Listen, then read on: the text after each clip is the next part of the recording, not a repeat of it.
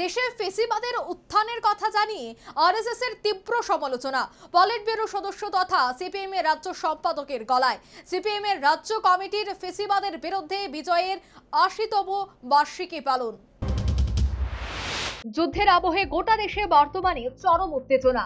ভারতীয় সেনার প্রত্যাঘাতে দিশেহারা পাকিস্তান, পাশাপাশি পাক সেনার বিক্ষিপ্ত আক্রমণ ব্যর্থ করেছে ভারতীয় সেনানি।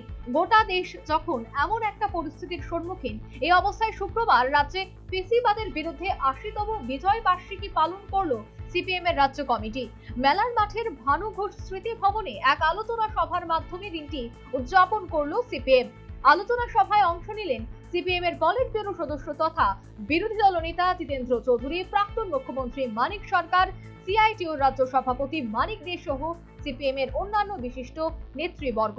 আলোচনা সভায় নিজ ভাষণে নতুন ফেসিবাদের উত্থানের কথা জানিয়ে আরএসএস এর তীব্র সমালোচনা করলেন সিপিএম রাজ্য সম্পাদক জিতেন্দ্র চৌধুরী।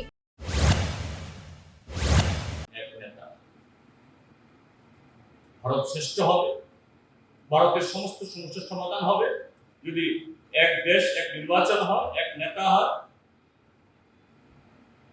কে ডিফাইন করছে? আরএসএস। তাদের সে দর্শন হিন্দু, হিন্দি, হিন্দুস্তান, হিন্দু ছাড়া, হিন্দি ছাড়া এখানে অন্যদের অস্তিত্ব তারা স্বীকার করবে না। এভাবেই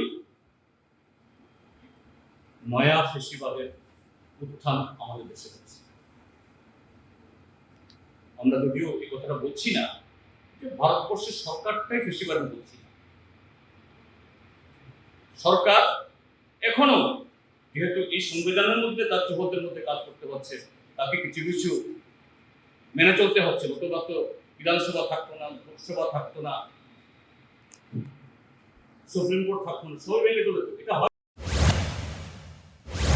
দ্বিতীয় বিশ্বযুদ্ধের অনেক কারণের কথা উল্লেখ করে সমাজতন্ত্রকে পুঁজিবাদ, সাম্রাজ্যবাদ এবং ফেসিবাদ সমীহ করতে পারছে না বলে নিজ ভাষণে জানালেন প্রাক্তন মুখ্যমন্ত্রী মানিক সরকার। দ্বিতীয় বিশ্বযুদ্ধ শুরুর পেছনে মূল কারণ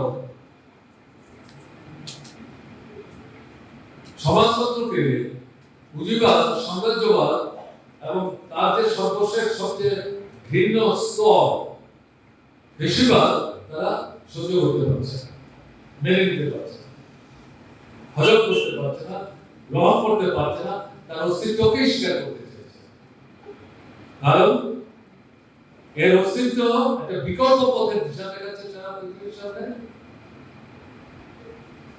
এবং সেই পথে যাওয়ার জন্য মানুষের মধ্যে আন্দোলন, সংগ্রাম, লড়াই তীব্র থেকে তীব্রতর হচ্ছে, যেটা শোষকদের মানুষকে ঠকিয়ে ন্যায্য অধিকার থেকে বঞ্চিত করে মুনাফার পাহাড়কে পর্বতে পরিণত করবার এতদিন যাবৎ সুযোগ দিয়েছে, সেই জায়গার মধ্যে আঘাত আসছে। কার্যত গোটা দেশে এদিন ফেসিবাদের বিরুদ্ধে বিজয়ের ৮০তম বার্ষিকী পালন উপলক্ষে বামেরা আলোচনা সভার আয়োজন করেছে। রাজ্যের ক্ষেত্রে এই আয়োজনে বাম নেতৃত্বের গলায় ছিল এক দেশ এক নির্বাচনের বিরুদ্ধাচরণের পাশাপাশি আরএসএস এর কঠোর সমালোচনা। সর্বোপরি দেশ এবং রাজ্যের শাসক গোষ্ঠীর বিরুদ্ধে বিষোদ্গার। Bureau report, News vanguard.